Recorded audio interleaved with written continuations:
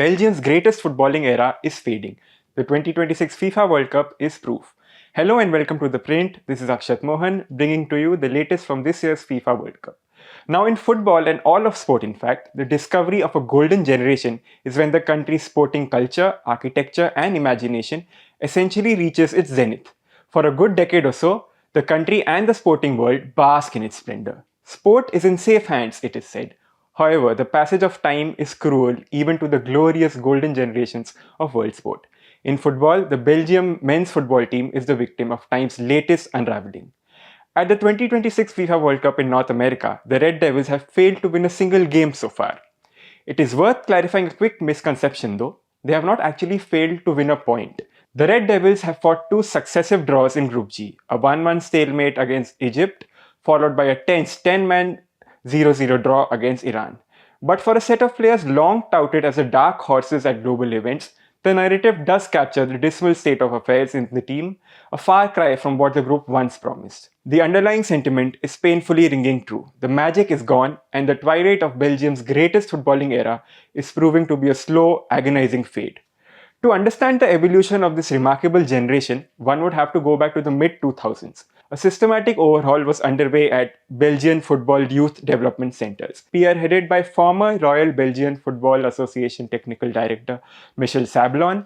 One of its key features was that youth teams across the country were mandated to play a 4-3-3 formation, which ensured that when players from different clubs came together for the national team, they already possessed a shared understanding of space and movement.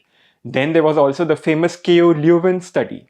Commissioned by the Football Association, the study filmed 1500 youth matches to understand what actually helped young players develop and what was missing in the others' training. Now, by the time the 2014 World Cup in Brazil rolled by, the efforts had begun to show results. A country of just 11.8 million had assembled a lineup of world beaters. An envious lineup of world-class talent had matured simultaneously in the national team. Names like Eden Hazard, Kevin De Bruyne, Romelu Lukaku, Vincent Kompany, and Thibaut Courtois were mainstays for their top European clubs and formed the core of a Belgian side that terrified opponents, on their day capable of tearing any team apart. Led by Vincent Kompany, the Belgians exhilarated football fans and analysts with a scintillating blend of technical elegance and physical power. And they also had the results to back their style of play. For nearly 4 years from 2018 to 2022, Belgium sat proudly at the pole position in FIFA's rankings. The dark horse tag was passé. They were the benchmark now. All they needed to solidify this as a footballing truth and not just an opinion was some silverware. At the world stage, they were brilliant in moments. In 2014, after a dream start to the tournament where they cruised through the earlier rounds, they were eliminated 1-0 in the quarterfinals by Argentina. At the 2018 World Cup finals in Russia, in an unforgettable quarterfinal, they tactically dismantled tournament favourites Brazil, showcasing a breathtaking counter-attacking style led by the attacking duo of Hazard and De Bruyne, both of whom had developed into one of the finest players in the world by then, regularly featuring in the Ballon d'Or shortlist. Unfortunately though, Belgium's dream of the elusive trophy ran into a defensive wall in the semi-finals against France, leaving them to settle for a third-place finish. It remains the highest World Cup finish in the nation's history. But as history shows now, it was the closest this fine generation of footballers would ever get to a major piece of silverware. In subsequent years, cracks began to emerge in a side that was now inching past its physical prime. The cracks became impossible to ignore by the next World Cup in 2022 in Qatar, a tournament marked by internal friction and a disastrous group stage exit. De Bruyne himself openly admitted later that the squad was too old for the tournament. As the years progressed, iconic figures who headlined the generation, like Kompany and Hazard, hung up their boots. It left a heavy burden on an already fleet of aging players.